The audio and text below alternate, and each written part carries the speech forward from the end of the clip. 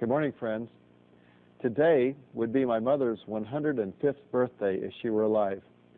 She's been gone 24 years now. I was born when my mother was late in life. She was 43 when I was born, and I had a special relationship with Mom. She, to me, represents the so many people in the kingdom of God that are, for lack of a better term, anonymous saints. They just live for the Lord in a wonderful way, but do it in obscurity. But they have a powerful influence on everyone that's near them. My mother had gone as a single missionary to northwest China and Tibet when she was 26 years of age.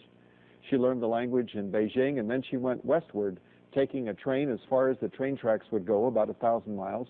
Then she got on a pigskin raft and that was pulled upstream by manual labor, and she was on it for about 30 days at 3 to 5 miles a day. And then when the river forked going a different direction from where she was headed, she got on an ox cart.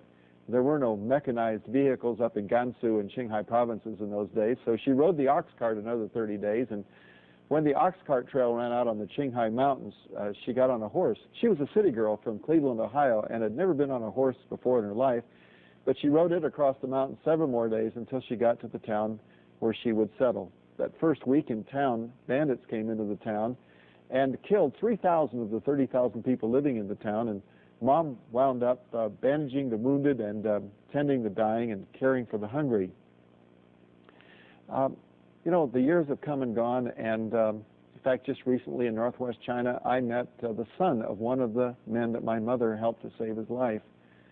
And today, where my folks labored for effectively as missionaries, today there is a church of 14,000 believers. It was certainly never that large when they were there, but they helped to lay the groundwork for what today is a powerful church in a very forgotten area of the world under very difficult circumstances. That church has flourished. Francis Schaeffer once had a statement that there are no little people and there are no little places.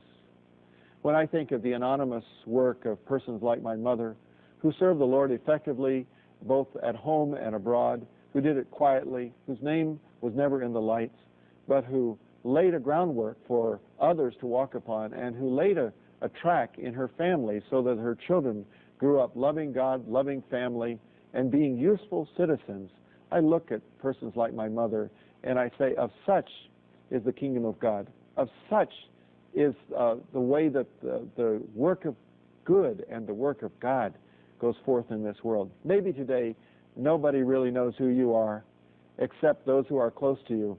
Have a powerful influence on those who are near you. Have a powerful influence upon your children, your parents, your grandchildren, your relatives, your family, your friends, your neighbors, because you are not forgotten of God.